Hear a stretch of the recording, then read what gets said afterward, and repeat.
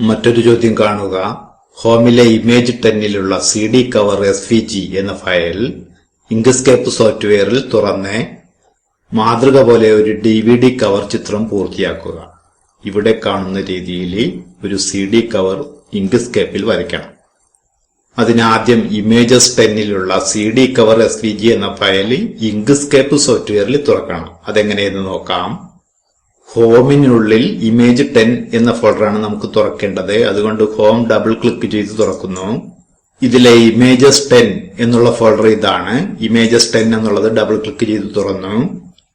ഇനി CD cover .svg എന്ന ചിത്രം ഇതാണ്. ഇത് തുറക്കുവാനായി ഇതിൽ റൈറ്റ് ക്ലിക്ക് ചെയ്യുന്നു.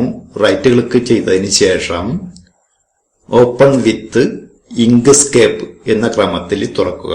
ഇവിടെ ഇങ്ക്സ്കേപ്പ് എന്നതിൽ ക്ലിക്ക് ചെയ്യുന്നു. ഇപ്പോൾ CD കവർ ഇങ്ക്സ്കേപ്പ് സോഫ്റ്റ്വെയറിൽ തുറന്നു വന്നു കഴിഞ്ഞു. ഇനി ഇവിടെ ചോദ്യത്തിൽ കാണുന്നത് പോലെ CDയുടെ ചിത്രം വരയ്ക്കേണ്ടതുണ്ട്. CDയുടെ ചിത്രം വരയ്ക്കുന്നതിന് വേണ്ടി ഇവിടെ ടൂൾ ബോക്സിൽ നിന്നും ക്രിയേറ്റ് സർക്കിൾസ് എന്ന ടൂൾ സെലക്ട് ചെയ്യുന്നു. കൺട്രോൾ കീ അമർത്തിക്കൊണ്ട് ഇവിടെ ഒരു വൃത്തം വരയ്ക്കുന്നു. ഇങ്ങനെ വന്നു കഴിഞ്ഞാൽ ഇവിടെ കാണുന്ന ബട്ടണിൽ ക്ലിക്ക് ചെയ്ത് നമുക്കതിനെ ഒരു മുഴുവൻ റൗണ്ടായിട്ട് മാറ്റാവുന്നതാണ്. ഇവിടെ ക്ലിക്ക് ചെയ്യുന്നു. Make the shape a whole ellipse എന്ന ഈ ബട്ടണിൽ ക്ലിക്ക് ചെയ്യുന്നു. ഇപ്പോൾ വൃത്തം മുഴുവനായി വന്നു കഴിഞ്ഞു. ഇനി അതിനനുയോജ്യമായ നിറം കൊടുക്കണം. ചോദ്യത്തിലുള്ള നിറത്തിനോട് ഏകദേശം സാമ്യമുള്ള ഒരു നിറം കൊടുക്കുന്നു. അതിനുവേണ്ടി ഇവിടെ കളർ പാലറ്റിൽ നിന്ന് ഒരു നിറം സെലക്ട് ചെയ്യുന്നു. വൃത്തത്തിന് അനുയോജ്യമായ നിറം കൊടുത്തു കഴിഞ്ഞു. ഇനി വൃത്തത്തെ സെലക്ട് ചെയ്യുവാൻ വേണ്ടി ഇവിടെ select and transform tool select ചെയ്യുന്നു. ഇതിന്റെ ഒരു ഡ്യൂപ്ലിക്കേറ്റ് എടുക്കുന്നു. അതിനുവേണ്ടി എഡിറ്റ് എന്നതിൽ ക്ലിക്ക് ചെയ്യുന്നു. ഡ്യൂപ്ലിക്കേറ്റ് എന്നതിൽ ക്ലിക്ക് ചെയ്യുന്നു. ഡ്യൂപ്ലിക്കേറ്റ് ഇവിടെ വന്നിട്ടുണ്ട്. അതിന്റെ നിറം മാറ്റുന്നു. തിരിച്ചറിയുവാൻ വേണ്ടി അതിന് മറ്റൊരു നിറം കൊടുക്കുന്നു.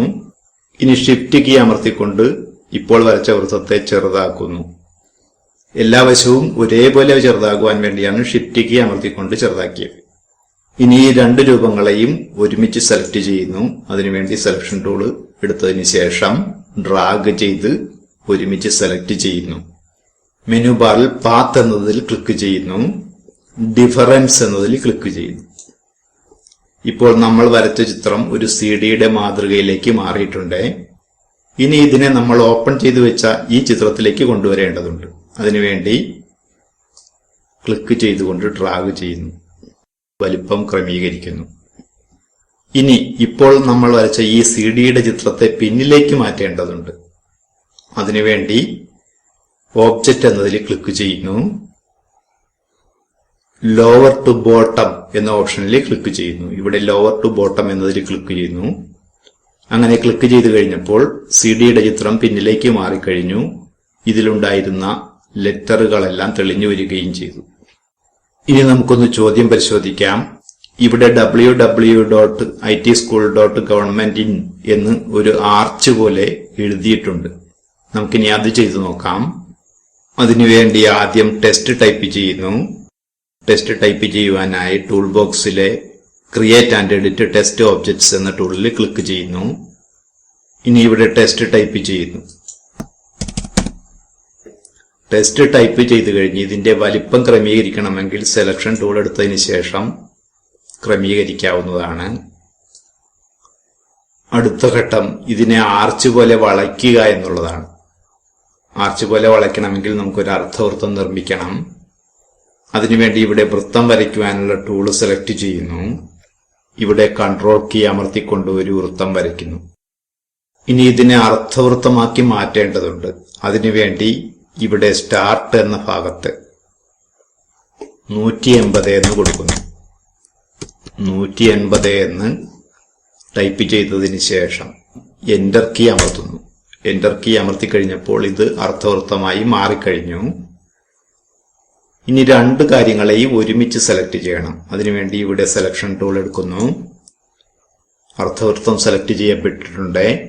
ഇനി ഷിഫ്റ്റ് കീ അമർത്തിക്കൊണ്ട് ടെസ്റ്റും സെലക്ട് ചെയ്യുകയാണ്.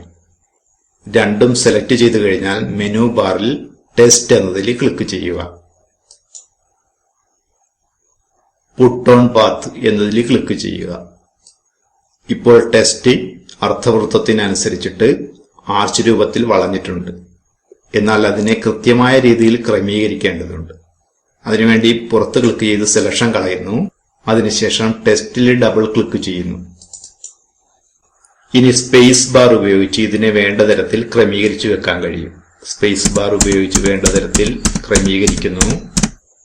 ഇനി ഇതിലെ അർദ്ധവൃത്തം ഒഴിവാക്കേണ്ടതുണ്ട്. അതിനായി അർദ്ധവൃത്തം മാത്രം സെലക്ട് ചെയ്യുന്നു. ഇനി ഇവിടെ ഫിൽ എന്ന ടാബിൽ ക്ലിക്ക് ചെയ്തതിന് ശേഷം ഇവിടെ കാണുന്ന ഇൻടു മാർക്കിൽ നോ പെയിന്റ് എന്ന ഇൻടു മാർക്കിൽ ക്ലിക്ക് ചെയ്യുന്നു. അപ്പോൾ ഫിൽ കളർ ഒഴിവായി കഴിഞ്ഞു. ഇനി സ്ട്രോക്ക് പെയിന്റും ഇതുപോലെ മായ്ച്ചു കളയാവുന്നതാണ്. സ്ട്രോക്ക് പെയിന്റ് എന്ന ടാബിൽ ക്ലിക്ക് ചെയ്തതിന് ശേഷം ഇൻടു മാർക്കിൽ നോ പെയിന്റ് എന്നുള്ള ബട്ടണിൽ ക്ലിക്ക് ചെയ്യുന്നു. ഇനി ഇതിനെ CD-യിലേക്ക് കൊണ്ടുവന്ന് വെക്കണം. അതിനുവേണ്ടി ഇതിനെ ഡ്രാഗ് ചെയ്ത് CD-യിലേക്ക് കൊണ്ടുവരുന്നു. അതുപോലെ ഇതിന്റെ നിറം കൂടി മാറ്റേണ്ടതുണ്ട്. നിറം മാറ്റുവാനായി ഇവിടെ കളർ പാലറ്റിൽ ആവശ്യമായ നിറത്തിൽ ക്ലിക്ക് ചെയ്യുന്നു. ഇപ്പോൾ അതിന്റെ നിറം വെള്ളയായി മാറിക്കഴിഞ്ഞു. ഇനി നമുക്ക് ഫയൽ സേവ് ചെയ്യാം. അതിനുവേണ്ടി ഫയൽ എന്നതിൽ ക്ലിക്ക് ചെയ്യുന്നു. സേവ് ആസ് ഉപയോഗിച്ചാണ് സേവ് ചെയ്യുന്നത്. ഇവിടെ സേവ് ആസ് എന്നതിൽ ക്ലിക്ക് ചെയ്യുന്നു. ഇവിടെ പേര് കൊടുക്കേണ്ടതുണ്ട്. പേര് രജിസ്റ്റർ നമ്പർ കൊടുക്കുന്നു. അതോടൊപ്പം ചോദ്യ നമ്പർ കൂടി കൊടുക്കുന്നു. ഇനി സേവ് ചെയ്യേണ്ട ഫോൾഡർ സെലക്ട് ചെയ്യണം. ഇവിടെ ഇപ്പോൾ സ്കൂളാണ് സെലക്ഷൻ ആയിരിക്കുന്നത്, അതായത് ഹോം ആണ് സെലക്ഷൻ ആയിരിക്കുന്നത്. നമുക്ക് എക്സാം 10 സേവ് ചെയ്യേണ്ടത്. എക്സാം 10 ഇവിടെ നിന്ന് ഇങ്ങനെ സെലക്ട് ചെയ്ത് കൊടുക്കാം. അതല്ലെങ്കിൽ ഇവിടെ എക്സാം 10 എന്നത് ഡബിൾ ക്ലിക്ക് ചെയ്ത് ഓപ്പൺ ചെയ്യാം. ഇപ്പോൾ ഇവിടെ എക്സാം 10 തന്നെയാണ് നമ്മൾ സേവ് ചെയ്യാൻ പോകുന്നത്. ഇവിടെ സേവ് എന്നതിൽ ക്ലിക്ക് ചെയ്ത് ഫയൽ സേവ് ചെയ്യുന്നു.